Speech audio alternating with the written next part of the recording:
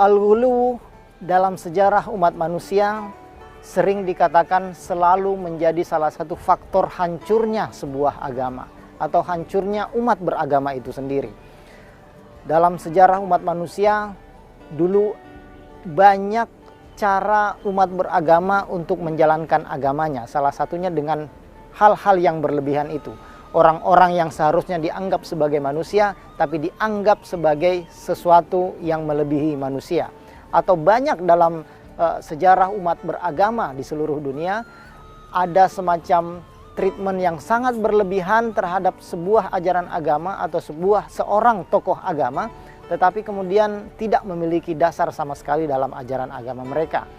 Ini yang disebut dengan al-ghulu. Dalam sebuah teks dikatakan bahkan salah satu hal yang selalu menghancurkan umat-umat beragama di zaman dulu adalah karena al-ghulu, karena sifat atau pelaksanaan yang berlebih-lebihan terhadap ajaran-ajaran agama. Pelaksanaan yang berlebih-lebihan ini bukan berarti bahwa seseorang tidak boleh melakukan banyak hal atau menambah-nambah banyak hal tentang ajaran-ajaran agama mereka. Tetapi sifat berlebih-lebihan itu juga mencakup banyak hal yang bertentangan dengan ajaran agamanya masing-masing. Misalnya sesuatu yang dilarang kemudian dibolehkan, atau sebaliknya sesuatu yang boleh kemudian diharamkan, tidak dibolehkan untuk tujuan pengabdian kepada Tuhan.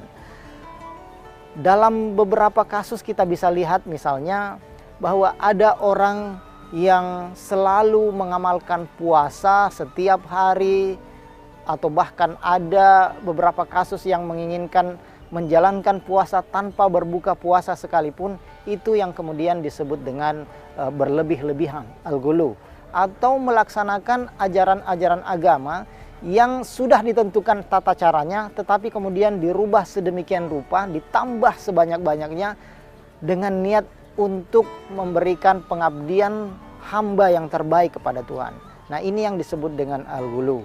Banyak karakter ciri yang bisa kita lekatkan kepada mereka. Yang pertama tadi, mengharamkan sesuatu yang sebenarnya halal bagi dirinya untuk tujuan-tujuan beribadah.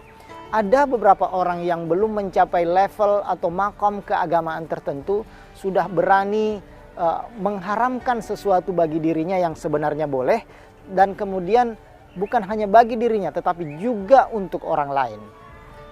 Ada orang yang dalam rangka menjalankan ajaran agama misalnya mengharamkan nikah bagi dirinya hanya untuk mengatakan atau hanya dengan asumsi bahwa nikah, keluarga akan membuatnya sibuk dan meninggalkan model-model pengabdian kepada Tuhan yang Maha Esa.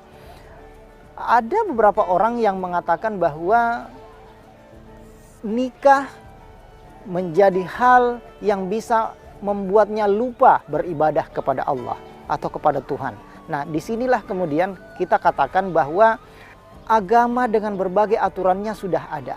Dan kemudian kalau menambah-nambahnya untuk kebutuhan yang tidak beralasan, dalam hal ini untuk tujuan beragama tetapi menambah-nambah ajaran agama, menambah-nambah beban keagamaan bagi dirinya dan untuk orang lain, merupakan salah satu karakter al-ghulu.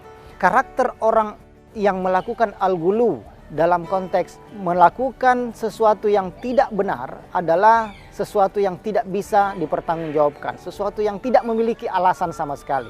Karenanya karakter-karakter ini perlu kita kenal, perlu kita lihat bahwa fanatisme dalam konteks yang negatif adalah berlebih-lebihan karena tujuan-tujuan yang sebenarnya tidak dibenarkan oleh agama dan karenanya harus dihindari oleh umat beragama.